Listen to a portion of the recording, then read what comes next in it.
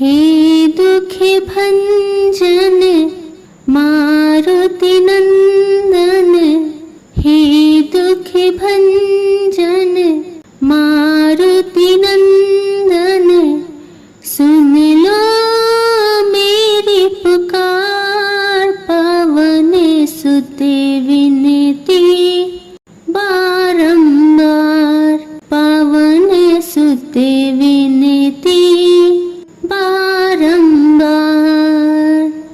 जय सिया राम, जय बागेश्वर धाम। मेरी सभी माताओं बहनों और भाई बंधुओं को नमस्कार है।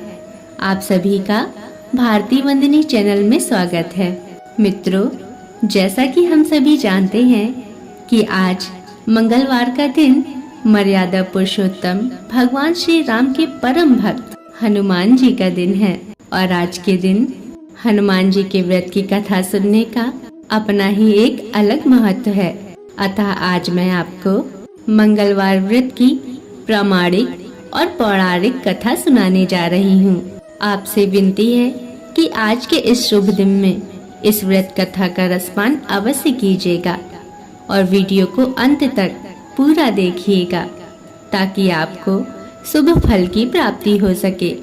परंतु उससे पहले मेरा आप सभी भाई बहनों से निवेदन है कि यदि अभी तक आपने चैनल को सब्सक्राइब नहीं किया है तो चैनल को सब्सक्राइब अवश्य कर लीजिएगा और बगल में बनी हुई बेल आइकन को जरूर दबा लीजिएगा ताकि मैं आपके लिए ऐसी ही पवित्र कथा कहानियाँ लाती रहूं। तो चलिए बागेश्वर धाम के दर्शन करते हुए कथा को शुरू करते हैं। मित्रों, एक बार की बात है, ऋषि नगर में केशव दत्त ब्राह्मण अपनी पत्नी अंजलि के साथ रहता था। केशव दत्त के घर में धन संपत्ति की कोई कमी नहीं थी। नगर में सभी केशव दत्त का सम्मान करते थे, लेकिन केशव दत्त संतान नहीं होने से बहुत चिंतित रहा करते थे। दोनों पति पत्नी प्रति मंगलवार को हनुमान जी की पूजा करते थे। विधिवत मंगलवार का व्रत करते हुए उन्हें कई वर्ष बीत गए थे। ब्राह्मण बहुत निराश हो गया, लेकिन उसने व्रत करना नहीं छोड़ा। कुछ दिन के बाद केशव दत्त हनुमान जी की पूजा करने के लिए जंगल में चला गया। उसकी पत्नी अंजलि घर में रहकर मंगलवार का व्रत करने लगी। दोनों पति पत्नी पुत्र प्राप्ति के लिए मंगलवार का विधिवत व्रत करने लगे। अंजलि ने अगले मंगलवार को व्रत किया, लेकिन किसी कारणवश उस दिन अंजलि हनुमान जी को भोग नहीं लगा सकी और उस दिन वह सूर्यास्त के बाद भूखी ही सो गई। अगले मंगलवार को हनुमान जी को भोग लगाए बिना उसने भोजन नहीं करने का प्रण लिया। इस तरह 6 दिन बीत गए और 6 दिन तक अंजलि भूखी प्यासी रही। 7वें दिन मंगलवार को अंजलि ने हनुमान जी की पूजा करी, लेकिन तभी भूख प्यास के कारण अंजलि बेहोश हो गई। तब हनुमान जी उसके स्वप्न में प्रकट हुए और उसे दर्शन देते हुए कहा, उठो पुत्री, मैं तुम्हारी पूजा पाठ से बहुत प्रसन्न हूँ। तुम्हें सुंदर और सुयोग्य पुत्र होने का वर देता हूँ। यह कहकर हनुमान जी अंतर ध्यान हो गए। तत्काल अंजलि ने उठकर हनुमान जी को भोग लगाया और स्वयं भोजन किया। हनुमान जी की अनुकंपा से अंजलि ने एक सुंदर शिशु को जन्म दिया। मंगलवार को जन्म लेने के कारण उस बच्चे का नाम मंगल प्रसाद रखा गया। मित्रों, कुछ दिनों बाद अंजलि का पति केशव दत्त भी घर लौट आया। उसने मंगल को देखा तो अंजलि से पूछा, यह सुंदर बच्चा किसका है?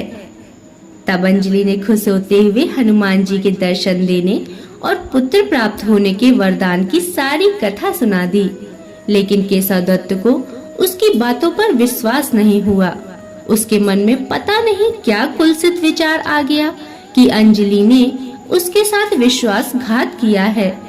अपने पापों को छिपाने के लिए अंजलि झूठ बोल रही है।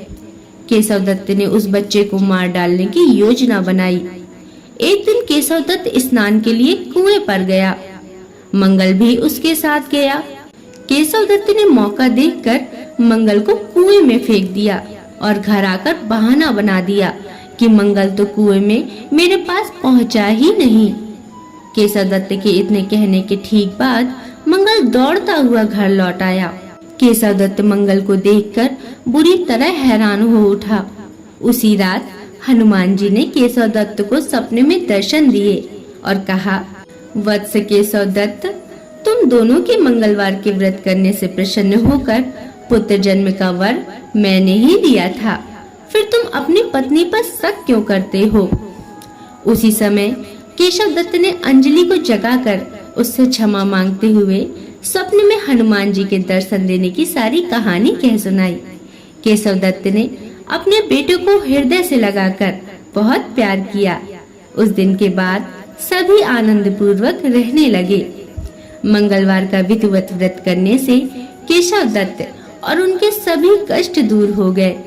मित्रों, इस तरह जो स्त्री पुरुष विधिवत मंगलवार का व्रत करते हैं, व्रत कथा सुनते हैं, हनुमान जी उनके सभी कष्ट दूर कर देते हैं और घर में धन संपत्ति का भंडार भर देते हैं। शरीर के सभी रक्त विकार के रोग भी नष्ट हो जाते हैं। तो बोलिए, मर्यादा पुरुषोत्तम श्री राम की जय, बालाजी सरकार की जय, बागेश्वर धाम की जय। हे हनुमान जी, जैसी कृपा आपने केशव दत्त और उसकी पत्नी पर करी, ऐसी कृपा हम सभी पर और हमारे संतान और परिवार पर करना। मित्रों, यह थी मंगलवार की प्रामाणिक पौराणिक व्रत कथा। आशा करती हूँ कि आपको कथा पसंद आई होगी। अगर इसमें कोई त्रुटियां हैं तो मुझे क्षमा करें। और जाने से पहले यदि अभी तक आपने चैनल को सब्सक्राइब नहीं किया है तो चैनल को सब्सक्राइब अवश्य करिएगा और कमेंट में जरूर लिखिएगा, जय सिया राम, जय बागेश्वर धाम। अब अगले वीडियो तक के लिए नमस्कार।